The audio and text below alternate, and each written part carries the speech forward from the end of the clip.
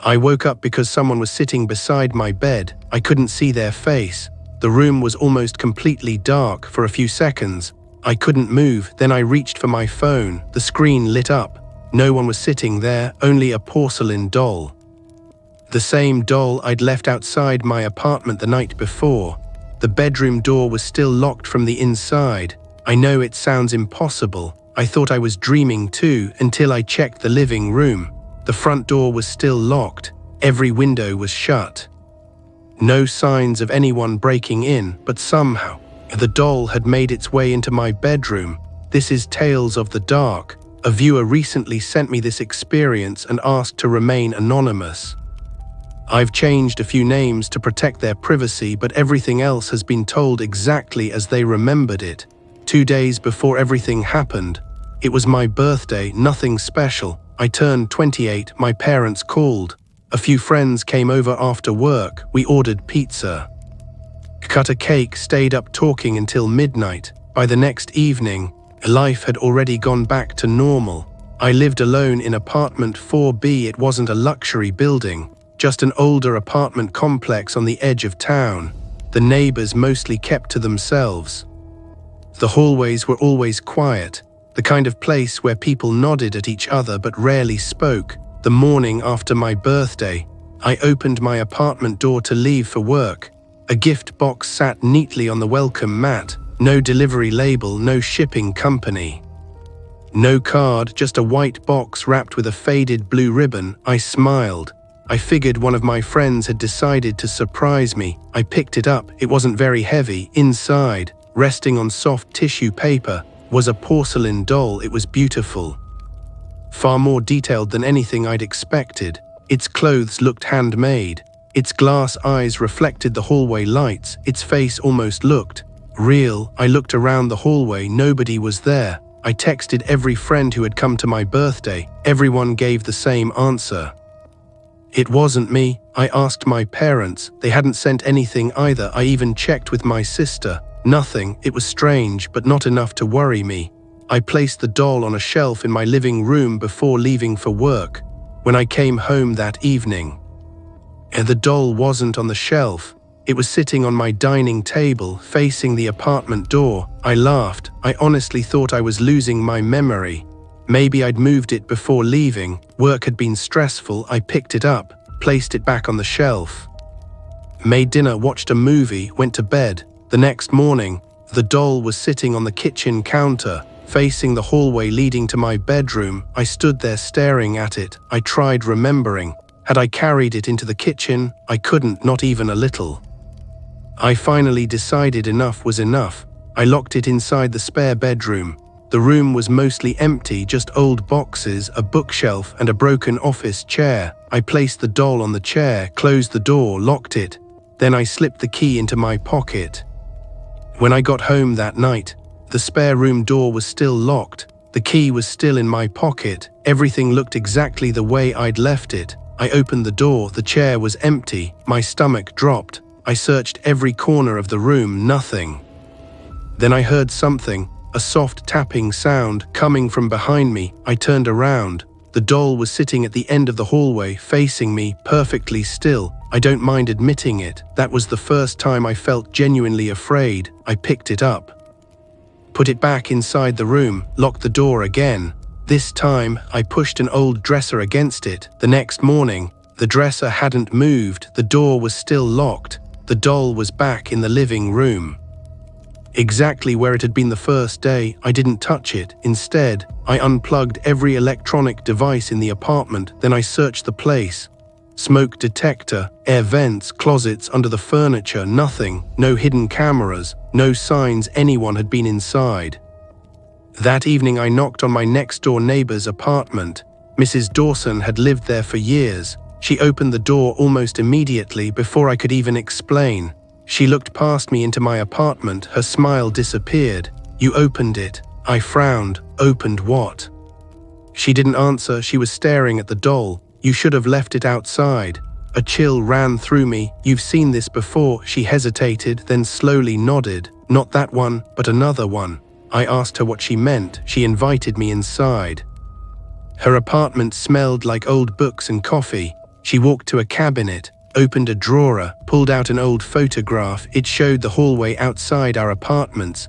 The picture looked at least 15 years old. Standing on apartment 4B's welcome mat was another porcelain doll, different clothes. Same face. My hand started shaking. Who took this? My husband. When? A long time ago. What happened? Mrs. Dawson looked toward her front door, as if she wanted to make sure nobody was listening. The man who lived in your apartment found that doll outside his door. What happened to him? He moved. When? He didn't. I stared at her. I don't understand. He packed everything, loaded the moving truck. He told everyone he was leaving. She swallowed hard, but no one ever saw him again. I laughed nervously. There has to be a police report. There was. They never found him. She leaned closer, and 3 months later, another doll appeared. I felt my chest tighten. Outside whose apartment? Mrs. Dawson looked directly into my eyes. Yours. I was about to ask another question when someone knocked on her apartment door. 3 slow knocks. Neither of us moved. She whispered, "Don't answer." The knocking came again. Then a calm voice spoke through the door. "Building maintenance." Mrs. Dawson's face turned pale. She whispered something so quietly I almost didn't hear it. "We don't have building maintenance anymore." I looked through the peephole. The hallway was empty. No one was standing outside. Then I noticed something that made my blood run cold. The doll, the one I'd left sitting in my apartment, was now outside Mrs. Dawson's door facing us, and tied around its wrist was a small brass key with a faded paper tag. On the tag were just 4 handwritten words: "Basement Storage 14. Mrs. Dawson grabbed my arm before I could unlock the door. "Don't." Her voice was barely above a whisper. "They want you to pick it up." I looked through the peephole again. The hallway was empty. The doll hadn't moved. The small brass key still hung from its wrist. "What do you mean, they?" She slowly stepped away from the door. "I don't know. I've never known. But every person who got one of those dolls eventually received a key." I stared at her. "What does the key open?" I never found out.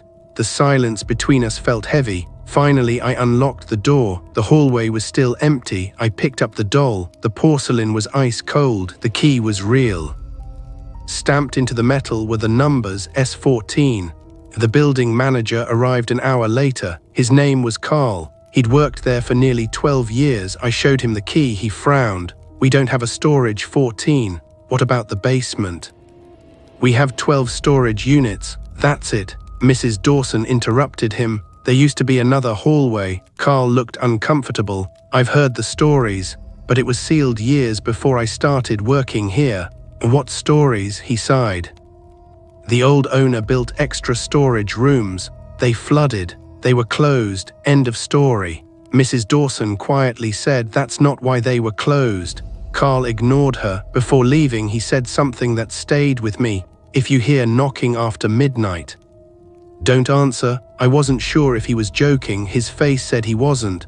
That night, I decided to set up my own camera, not security cameras, just my phone. I pointed it directly at the doll, charged it, started recording. Then I locked my bedroom door for the first time in years. I slept with the lights on.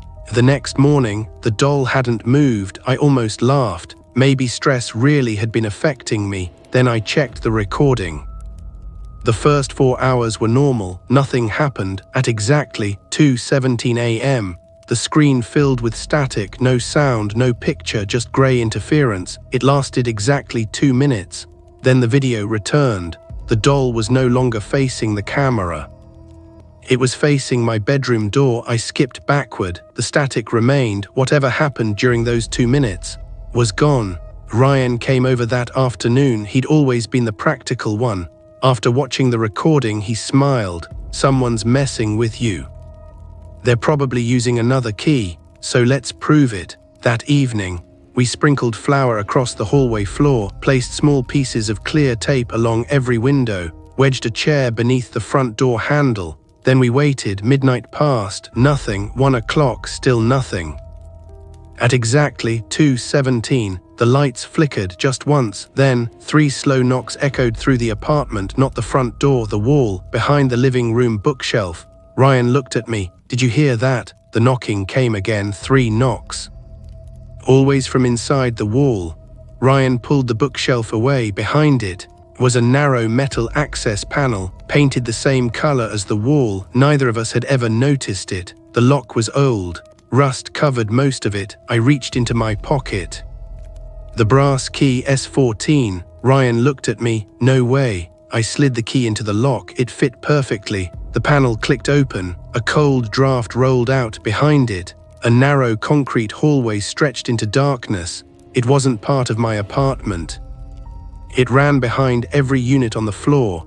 Old pipes lined the ceiling. Electrical cables disappeared into the distance. Ryan whispered, "So that's how someone got inside." We grabbed flashlights. The hallway smelled damp, like it hadn't been opened in years. Yet, the dust on the floor had fresh footprints, not one set, several, leading deeper underground. We followed them. The passage eventually reached a rusted metal staircase at the bottom, an old storage corridor. Every door had a faded number. 1, 2, 3. They continued until 12. Then there was one more, a steel door, almost hidden behind broken shelves. Its number had nearly rusted away. 14. The brass key unlocked it. Inside, the room was much larger than I expected. Wooden shelves covered every wall, and on those shelves were dolls. Dozens of them, every size, every style, each wearing different clothes, each with a small paper tag tied around one wrist. Apartment numbers, 2A3C5D7B. My hands started shaking. Ryan slowly walked down one aisle. They're organized. He picked one up, inside the doll's dress. Someone had sewn a folded note.